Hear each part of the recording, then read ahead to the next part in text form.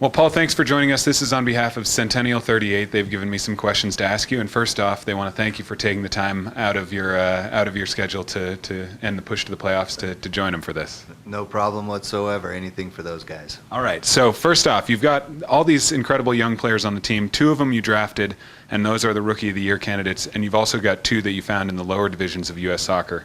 How do you discover these players, and who's responsible for finding them? Well, I think it's the scouting that the whole staff does. It's very thorough, and we've made this a foundational piece for our club moving forward. When we went through the transition between 11 and 12, we always said that the draft was going to be a foundational piece for us, building from within. If you're looking at some of the young talent in the group.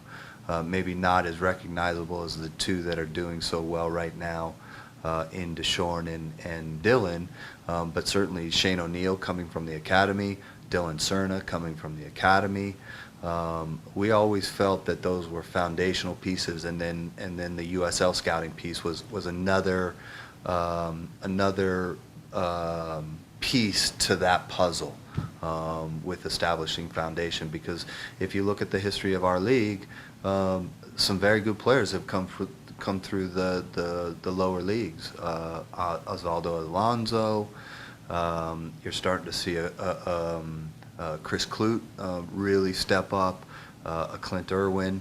I think Clint was at the lowest of the lowest, but credit to the staff, and everybody shares the responsibility with the scouting piece, and everybody should share in the success when those guys do well.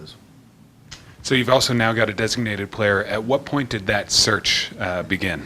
It began in 2009 for me. I think when we went through the transition, that was a critical time for us, and we always felt that if the right player came along, that it was something that ownership had expressed to us. If that player does come along, it's a matter of presenting and making sure that we're doing showing that we're doing a thorough job in our scouting piece. But you look at the increase that in our scouting budget, the significant investment from Kroenke Sports, in that area.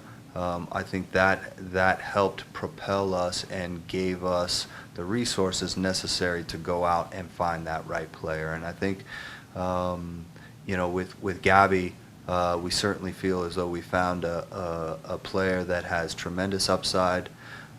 He's a player that's done very well with his national team, done very well within regional tournaments here for the national team, and he continues to grow as a player, and we thought that was a good fit for us, and he was one of many that we looked at. In particular, a couple of players in Africa. We also looked at a few more in South America, but that didn't stop us from also looking into the European leagues as well, because there were a few players that came up on our radar that we looked at long and hard. How did you first get put on to Gabby, and how long did you track him before that news broke first during the Gold Cup? Yeah, with Gabby's situation, we had been following qualifiers since they started. And it's our job to make sure that we're doing due diligence within those rosters and identifying players that may be a good fit for us. With Gabby's situation, we had known about the player for quite some time, but it wasn't until about 3 months prior to the Gold Cup starting that we found out that he was available, number one, and that he fit the budget that we had in mind as well. And then that started the process for us. We started to do due diligence with regards to his background, getting to know what type of person he was off the field, talking to people in Venezuela and in Panama about the qualities that he brought as a player, and then that started us on our way. And you know, watching him on film during his time at Zamora, and then obviously as we got closer to the Gold Cup, it really started to liven up for us. And you know, we wanted to make sure that we were getting the best bang for our buck, so to speak, and making sure that investment was something that we really wanted to push on to ownership. And so we waited and we watched them live a few more times here in the Gold Cup, and that sealed it for us. The question here is what happened in the room when the actual signing went down? But I know that it was a lot of rooms and a lot of different times. Was that one of the more complicated sort of negotiation and finalizing processes you've ever been a part of? Certainly has been. You know, we've been through a few interesting scenarios. However, you know, with Gabby, as these, you know, as you see with the close of the European window and all the flurry of activity that goes on during those last moments, you know, it was standard practice, although it was gut-wrenching, very stressful, because we thought we had a deal in place on several occasions, only to find out that it wasn't going to happen. As a matter of fact, we got to a point where we thought the deal was dead. This was 5 days out from the end of the window closing, and only over the last, I'd say, 36 hours did it blossom again. And then all of a sudden we got agreement the night before the window was closing. Actually midday, and we were able to get in contact with San Francisco. They got him on a plane that night. We got him here. I think he landed around 4:30, and we still needed to get the physical. We could have done everything without the physical, but that would have been bad practice for us. I think, you know, to go through the physical and make sure that we're you know, going through that process, if we're going to make that significant investment, it was just something that we felt we needed to do, and it raised the stress level for everybody. But at the end of the day, we were able to make it work and get a little bit more sleep over the last few weeks, no doubt. The roster looks pretty different from the way it did at the beginning of the season. What's the reason for no longer seeing Brian Mullen or Jamie Smith getting many minutes on the field? Well, the roster itself, I think from the time that we made decisions March 1st, roster compliance, roster and cap compliant state, the roster hasn't really changed too much from 1 to 30. I think what's changed is the players who fit into the first 11 and maybe the first 18. You know, our goal going into the season was, you know, we didn't sit there and look at it and say we needed to turn over this whole roster. Our goal was to try and find players that we felt could help us win now, but also give the club a bright future down the road. And so we went about constructing this roster in that manner. So what you saw are the experienced players like the Marvells, the Mullins, the Jamie Smiths, the Drew Moores, Pablo at that time, Pickens, you know, brought in Edson. But we also wanted to bring in some players in that middle age range. And that's where we came and stumbled upon Nathan Sturgis. We already had Henry in the mix, you know, and then finding some more young talent to add to that group, and certainly we think we did very well with Dylan and Deshorn and Clint. We had the leftover from last year with Chris Clute. You know, and we just wanted to continue to add, so we made the deal for Danny. We had brought a young Kevin Harbuttle in at that time, and we were hoping that those young players weren't going to need to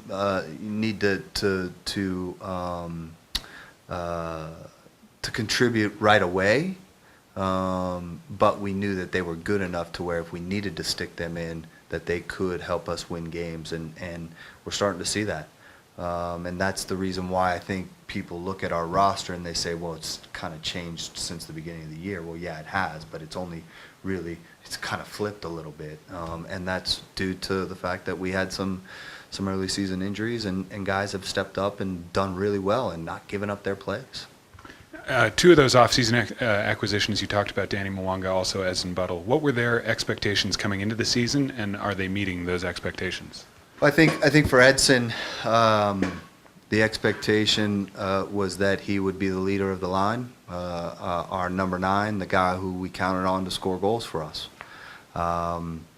We also knew that when we did the transaction back in, I want to say, December, that we were going to need to get Edson physically back to a point where he can handle the demands of 34 games, we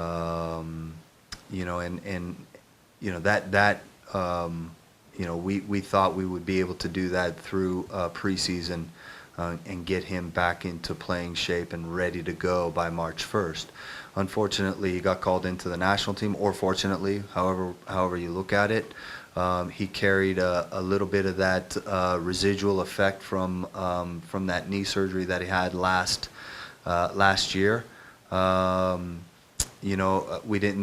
knew that there wasn't anything structurally wrong with the knee.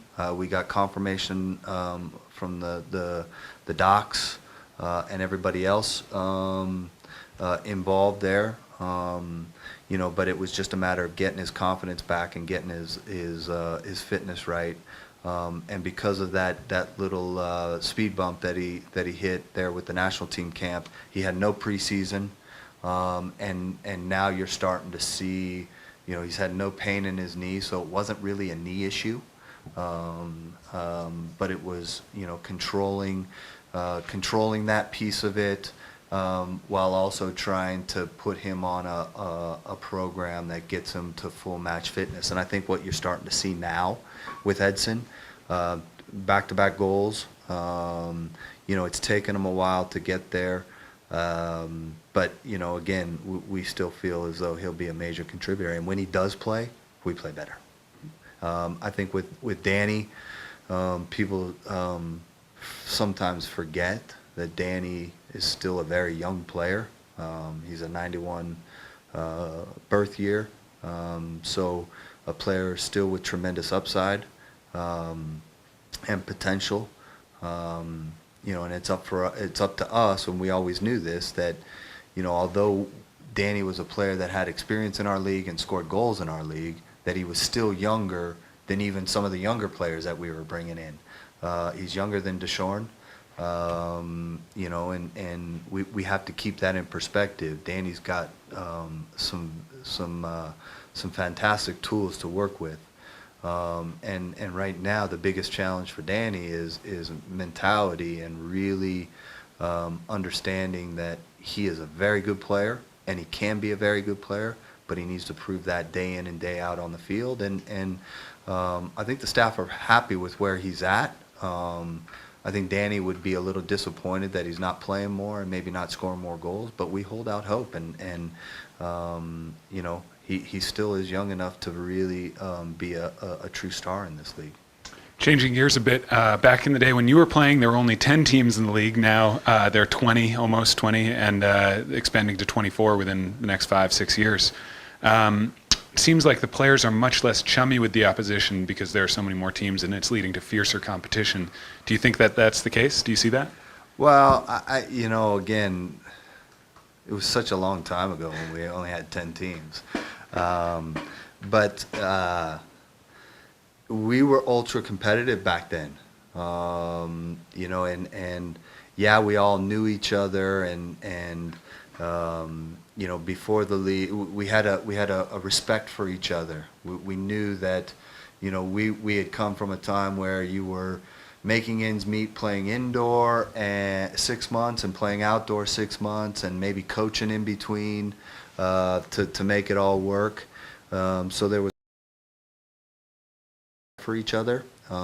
We all knew each other really. But we were still ultra competitive. I mean, the tackles in the same way they probably hurt today. I think the fact that there are a lot more teams, I think the stakes have been raised across the board. And just looking at our own situation, the bar has been raised in a short period of time. And I think you're seeing that, and with that comes, a better competition. I think the league has done a fairly good job of trying to, for the good of the game, kind of reel that back in and make sure that everybody understands that we're all in this together, and that there should be a certain level of respect that we have for our opponent. Play hard, but play fair. What are some of the benefits and challenges that you foresee with as many as 24 teams in the league? Player pool. It's always been an issue every time we go through expansion. I'm not looking forward to the fact that we'll have 4 expansion drafts, because that could mean we're losing 4 players, and that's not something that I look forward to. But again, this league has grown so much in a short period of time. It's actually exciting from that standpoint to have 24 teams in this league. You see the infrastructure, you see the stadiums, the TV, the recognition that the players get. It's just come so far in a short period of time, and it's great to see. And I think that will continue with expansion. That will continue to get better and better. I think it's going to be interesting to see how the league kind of reconfigures things with the Eastern Conference and the Western Conference. But I'm looking forward to it. It's going to be another challenge. Again, we went through a phase where we had a lot of expansion in a short period of time, diluted the player pool. But then again, what you're seeing now is teams investing in their infrastructure, scouting. Better players are coming into the league now.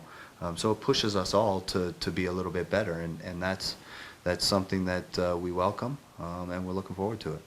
What are some of the cities that you might like to see the league expand to? I wouldn't mind going to San Diego a couple of times a year. And Florida? And Florida, South Beach. Yeah. I think the southeast is a place that you'll see a team pop up. We don't really have a representative in that region. I think there could be something in the Midwest. St. Louis has always had a great tradition. Minnesota's had, when I used to follow the old NASL, you've got Detroit that has thrown their names into the hat. San Diego's always been a hotbed. The old San Diego Sockers, that would be kind of cool to have that NASL corridor right there. And maybe Northern California as well. Sacramento is I grew up in Northern California supporting the San Jose Earthquakes as a youngster. And I think there's enough room in Sacramento to be able to host two clubs like that. That would be exciting to see. And what about places like Kingston, Jamaica, or San Juan, Puerto Rico? Both places I wouldn't mind going to on a road trip, but it would be difficult. I think because you're talking about incorporating another country into MLS. Now Puerto Rico's a little bit different. I think they've gotten a great fan base there for the Islanders. But I think it would. I think it. You're probably looking at the Southeast, maybe a couple more teams along the West Coast, and maybe one on in the Midwest.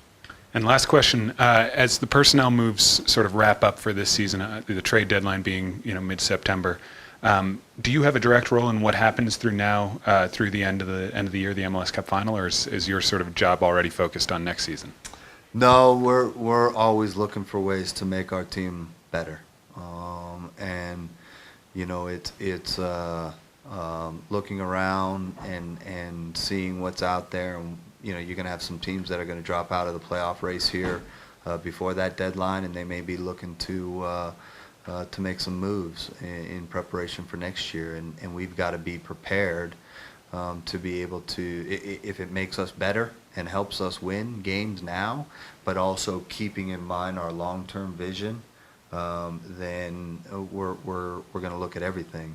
So you've got one eye on that, but you've got the other eye on preparing for the playoffs, the off season. You've got contracts that need to be dealt with. You've got scouting that needs to be dealt with, because we still have the great thing about where we've been able to position this club right now is we still have some opportunity to strengthen this squad moving into next year, and that's the way we've always kind of looked at trying to build it, and we're nowhere near capacity at this point, and we need to continue to work hard to find players that can help us now and then achieve our goal of sustainable success. All right, Paul, thanks again on behalf of Centennial 38. Thanks for doing this and for turning around 2012 into this exciting year. No, my pleasure. It's always great to do anything for those guys. They've been huge supporters of this club for a long time, and we look forward to their continued support.